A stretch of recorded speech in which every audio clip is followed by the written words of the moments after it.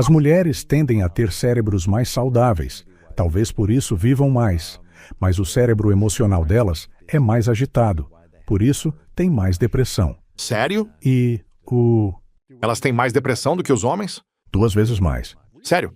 Eu pensei Sim. que por alguma razão os homens tinham mais depressão ou solidão porque eles eram... Bem, os homens têm mais solidão porque eles têm a necessidade de estar em grupos, não é tão alta. E mesmo que as mulheres tenham depressão 2 vezes mais que os homens, na verdade, conseguem se matar com mais sucesso do que as mulheres. Então, as mulheres tentam mais. Os homens são mais bem-sucedidos porque tentam com meios mais violentos. Então, sobre termos de suicídios, eu não sei se você sabe essa estatística. Quero dizer, qual é a taxa de homens versus mulheres que cometem suicídio anualmente? É igual? Não, os homens são muito mais bem-sucedidos. Sério? Sim, mesmo que as mulheres tentem mais, os homens têm muito mais sucesso. Uau! E estamos entrando nessa epidemia louca e terrível. Houve um estudo do Centro de Controle de Doenças. 57% das adolescentes relatam estar persistentemente tristes. Pense nisso. Mais da metade, persistentemente triste. Por que então? 32% já pensaram em se matar. 24% já planejaram. E 13% já tentaram. Por quê? Se você der um celular para uma criança cedo, 5, 6, 7 anos, aos 20 anos, elas agora têm um risco de 50% de ter pensamentos suicidas. Então, eles são destruidores de dopamina. Então, se você considerar os celulares, as redes sociais, os jogos de vídeo, os alimentos ultraprocessados e as notícias negativas, são todas essas coisas que estão desgastando os centros de prazer. Então, dopamina, o neurotransmissor da alegria, da felicidade, do foco, da motivação. Se você desgastar essa parte do seu cérebro, chamada núcleo accumbens, você simplesmente se sente apático. E você se pergunta, por que estou aqui? Onde está o impulso? Onde está a esperança? E então, tão rapidamente, psiquiatras ou seu médico de família vão colocá-lo em um ISRS. Inibidores seletivos de recaptação de serotonina. Que na verdade não está resolvendo, porque ao aumentar a serotonina, isso diminui a dopamina. Eles se contrabalançam no cérebro. E você sabe, a maioria dos psiquiatras nunca olha para o cérebro, o que, é claro, eu acho uma loucura. E não estamos direcionando o tratamento para o seu cérebro. Por que os psiquiatras não olham dentro do cérebro? É uma loucura. Tenho feito isso por 34 anos. Eu amo isso. As pessoas disseram que sou louco. Eu claramente não sou. Eles não fazem isso porque não é o padrão. Não é o paradigma. E se fizessem isso, desestabilizaria tudo. Por muito tempo, eu pensava que isso era muito legal, porque ninguém mais está fazendo isso. E então, há esse livro incrível. Thomas Kuhn escreveu esta estrutura da revolução científica. Então, é como as revoluções acontecem, e a ciência normal, isso é apenas seguindo em frente. 2. Alguém percebe um problema. Alguém está deprimido, eles dão Prozac. Eles querem se matar. Nós temos um problema. Eu odeio isso. Prozac é um remédio de tarja preta. Mesmo para a pessoa certa, é um milagre. Sim. Para a pessoa errada, é um pesadelo. O status quo diz, há um problema, e eles fazem pequenos, minúsculos ajustes para não precisarem mudar o dinheiro. 4 é quando alguém surge com uma nova ideia, imaginando modos naturais de curar o cérebro em um modelo de medicina funcional ou integrativa. Porque não é saúde mental, é saúde cerebral, certo? Então, esse é o grande ahá dos exames. Pare de chamar as pessoas de mentais. Ninguém quer isso. Todo mundo quer um cérebro melhor. Então, e se a saúde mental fosse saúde do cérebro? E então a fase 5 é a rejeição, porque ameaça o dinheiro e o status quo. E essa é a fase mais perigosa, porque pessoas são mortas. O Machiavelli até disse isso, acho que no século XVI, que desenvolver um novo sistema é a coisa mais perigosa que você pode fazer. As pessoas resistem a isso. Sim. E a 6ª etapa é a aceitação. E estamos entre 5 e 6. Eu estava te contando, acabei de sair do telefone com o chefe do NIH. E estou falando sobre criar uma revolução na saúde mental nacionalmente. Porque deveríamos começar a olhar para o cérebro. Sim. No ano passado, houve 340 milhões de prescrições de antidepressivos.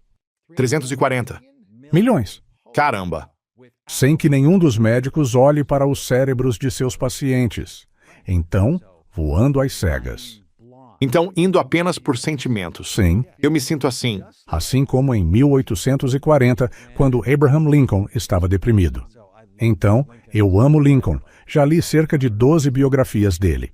E eu o amo porque ele enfrentou desafios na infância, falhou repetidamente e odiava sua aparência. Ele disse: se algum dia encontrar alguém mais feio do que eu, vou matar o desgraçado para acabar com seu sofrimento. Uau! E no inverno de 1840, ele estava suicida. Teve um revés político e não saía do quarto. Os amigos dele vieram, tiraram as facas dele e o levaram para ver o Dr. Anson Henry em Springfield, Illinois. E como o Dr. Henry fez o diagnóstico de melancolia, ou do que agora chamamos de depressão maior, com Lincoln, ele conversou com ele. Ele olhou para ele. Ele procurou por grupos de sintomas, depois diagnosticou e o tratou. Isso é exatamente o que está acontecendo 185 anos depois. E eu estou tipo, besteira. Tipo, é insano que devamos olhar, porque quando olhamos, bem, então eu posso direcionar o tratamento para o seu cérebro, ao invés de um conjunto de sintomas. Porque você pode ter esses mesmos sintomas com exames absurdamente diferentes. E por quê? Você nunca daria o mesmo tratamento para todos com dor no peito, certo?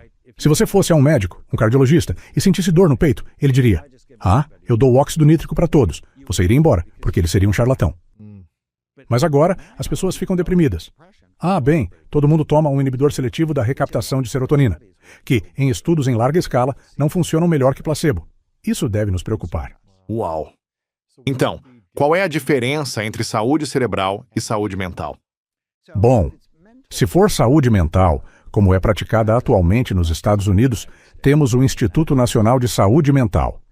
Você faz diagnósticos com base em grupos de sintomas sem dados biológicos. Isto é baseado no que as pessoas estão dizendo ao seu médico, certo? E então eles vão... É assim que me sinto. É isso que estou passando. Estou tendo esse tipo de pensamentos. Vamos pedir para você preencher a lista de verificação. Estou me sentindo suicida, ou deprimido, ou estou sentindo estes tipos de sintomas. Certo. Você conta a ele os sintomas que está sentindo. Certo. E então o médico... interpreta o que eles lê acham. a mente deles. Sim. E diz: bem, você está deprimido. Então eles te dão isso, o diagnóstico que você contou seus sintomas. Você vai, e eu estou deprimido. É como: bem, você tem depressão. Dar-lhe um inibidor de recaptação de serotonina. Ou você diz: estou ansioso. Eles dizem: bem, você tem um transtorno de ansiedade, e te dão um ansiolítico. 27%, isso vai te surpreender. 27% de todas as consultas médicas, alguém está recebendo um ansiolítico, como Xanax, Valium, Klonopin, Ativan. 27% de todas as visitas ao médico, alguém está recebendo um benzodiazepínicos, que são viciantes e aumentam o risco de demência. Ou você diz: eu não consigo me concentrar. Bem, você deve ter transtorno de déficit de atenção. Tome Adderall, ou o meu diagnóstico favorito, para explicar essa loucura. Você tem problemas de temperamento, e vai ao médico e diz que tem um temperamento muito ruim. Eu explodo. Na verdade, temos um termo de diagnóstico chamado transtorno explosivo intermitente. É tipo, o que diabos isso significa? Significa que você explode, e nós colocamos você, o quê? Em grupos de controle de raiva. Ou você provavelmente tem um problema no lobo temporal esquerdo, o que eu vejo muito nas tomografias. Interessante. Mas nós envergonhamos as pessoas com esses diagnósticos psiquiátricos em vez de: você teve uma lesão na cabeça. Você machucou essa parte do seu cérebro. Vamos melhorar isso para que você tenha melhor controle sobre seu temperamento. Então, isso simplesmente faz muito mais sentido para mim. Para mim, mudar de grupos de sintomas para entender melhor seus sintomas e então olhar para a biologia. Quanto disso está realmente curando a matéria física no cérebro e seguindo os protocolos de cura do que quer que vejamos nas tomografias, e também curando as feridas psicológicas e emocionais da nossa história que temos guardado no corpo. Então são ambos. E eu sempre digo que são os 4, o tempo todo. E estou trabalhando em um novo programa chamado O Amém Whole 4, porque estamos em uma crise dos 4 pontos. O que é isso? Cérebro, corpo, estamos mais doentes do que nunca neste país. 50% da população é diabética ou pré-diabética. 75% de nós está acima do peso ou é obeso. 90% dos gastos com saúde são destinados a doenças crônicas e preveníveis. Nossa! Então, cérebro, corpo, mas também sua mente.